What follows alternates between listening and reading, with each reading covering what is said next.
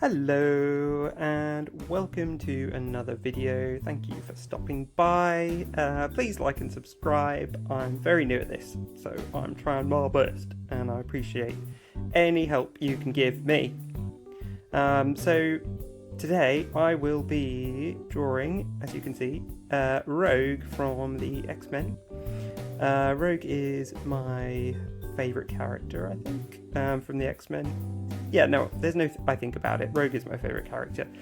And when I say my favourite character, I mean specifically the X-Men 90s cartoon version of Rogue. Just really super duper connected with that character and thought she was the coolest by a country mile. A country mile, y'all. So yeah, I thought I'd draw her today. I have some interesting facts about Rogue that I shall go through, and then occasionally pop in with what I'm doing, although I haven't really talked about that at all yet.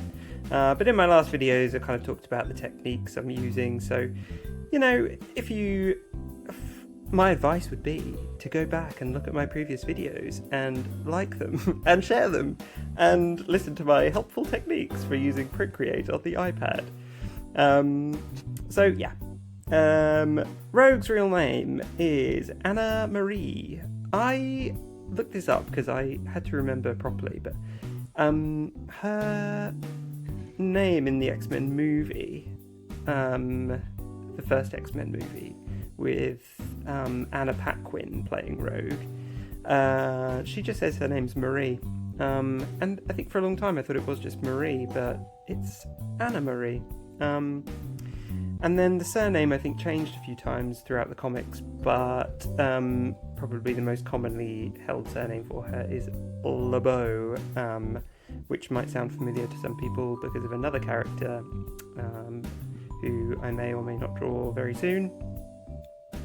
And yes, so the voice actress who played her in the 90s cartoon was a lady called Lenore Zann, and I really recommend looking her up. And there's an interview with her and somebody else on YouTube, some interviewer.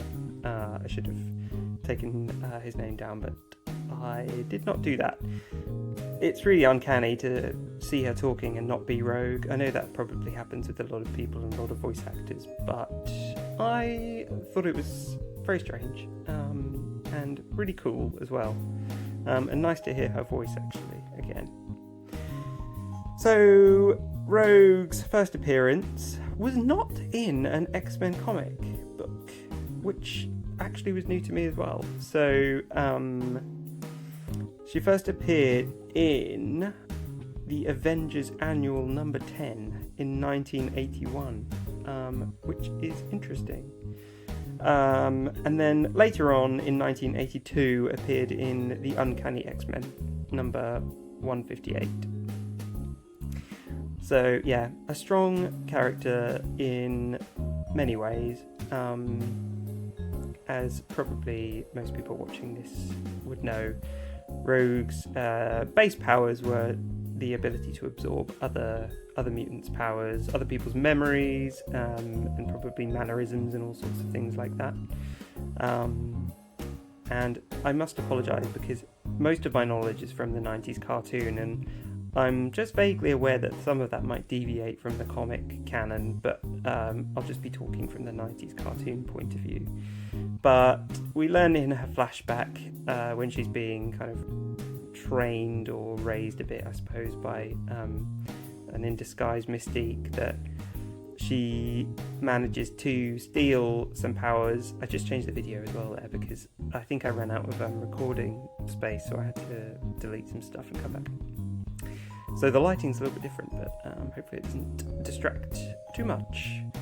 So yeah, she steals some powers from Ms. Marvel, and then gets her ability to fly and her super strength and durability and such, and therefore becomes the coolest character in the X-Men.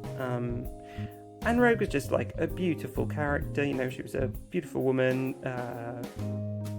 heroic, strong, sassy, Southern belle, Just really cool. I thought her costume was really cool as well. I've kind of changed it a bit here. I've given it a bit of a kind of Borg collar or fur trim collar, or, faux fur, obviously. And yeah, and just I can't tell you how much I wanted to be able to fly when I was younger, watching this, and just seeing like Rogue and Storm flying around, and it was my most ardent wish. But it didn't actually happen. I never developed the ability to fly, very sadly. But boy, was I hoping I'd develop mutant powers as a teenager. But it didn't happen. I also hoped Pokemon would be a real thing, but that didn't happen either. So yes, here we go, colouring the old collar in. My favourite episode featuring Rogue was, I think it was called A Rogue's Tale, where she goes, back in her, we learn about her backstory with Ms. Marvel, and how she managed to get her powers and lock her inside her mind, and which is pretty sad, really. They paint Ms. Marvel as a bit of a villain, but I'm not really sure she was. Mystique was really the kind of villain in that situation. Then they have to re-trap her because she keeps coming out and taking control of Rogue's body. So with the help of Jean Grey, I think it's just Jean who helps her, they manage to lock Ms. Marvel away again in Rogue's psyche in like a cement cage. It's pretty gnarly actually when you think about it. Forever. So that's sad. I just took a punt that her eyes were green. I think they were green, but I've done them green. Here we are. So I hope they are. I'll probably check that afterwards and realise they're not green and then look really stupid. So that one's done. Then I move on to draw Gambit. I completely, for some reason, missed the beginning part where I drew the big first stages of the face, or drew them over my photograph of my original sketch. So that's missing. Apologies. But the rest is intact, so hurrah. So Gambit's real name, or the non-code name of Gambit in the X-Men franchise, is Remy LeBeau. And in the 90s cartoon, he was actually voiced by two different people. I think there was one person for seasons 1 to 4, and then another person in season 5. Seasons 1 to 4 were voiced by Chris Potter, and then season 5 was voiced by Tony Daniels. Apparently Chris Potter, I just glanced at this, but apparently he wanted to play Gambit in one of the movies, which would have been cool. But instead we got Taylor Kitsch playing Gambit in the first appearance in a movie, or a big movie, in Wolverine, X-Men Origins Wolverine. I actually didn't finish watching that movie. I wasn't a fan, I wasn't into it. I really enjoyed the main X-Men titles, or at least X-Men 1 and 2, but I wasn't really up for those other movies. Especially Wolverine's just not my favourite character. I never found him very exciting. He's got a very good character sort of base and history, but never one I really connected with. I think in the cartoon I just found him more irritating. I was just let Jean and Scott be happy, man, and find somebody else. Storm's free. And I think maybe in an alternate universe they do become a couple. Anyway, then we also have Gambit played by Channing Tatum in the Deadpool versus Wolverine. Is it Deadpool versus Deadpool and Wolverine? I can't remember now.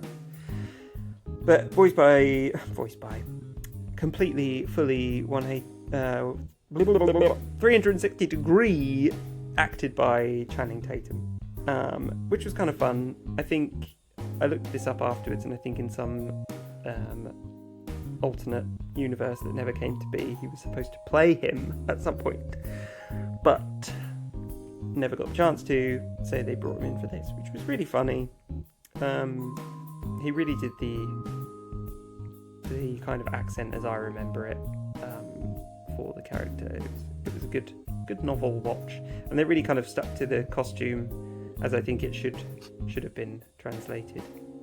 We've still not really seen a proper translation of Rogue, in my opinion. I love Anna Paquin as an actress. I think she was really good in True Blood, and I think I've seen her in some other things, and she was quite impressive, but not as Rogue for me. And I really needed giant hair, and she's, just got regular hair, and that's okay, but I don't know, that's not Rogue in my opinion. Anyway, back to the topic. So Gambit's first appearance is in the Uncanny X-Men number 266 in the year of 1990, which is a whole 8 years after Rogue. That's a long time to be not with, a nice love interest for Rogie. But eventually he comes along and is all charming. My brothers, when I used to watch this cartoon, they were 4 years older than me. They always thought Gambit was the coolest character. They probably liked Wolverine as well. I was basically just the opposite. And I thought Gambit was cooler than Wolverine, to be honest.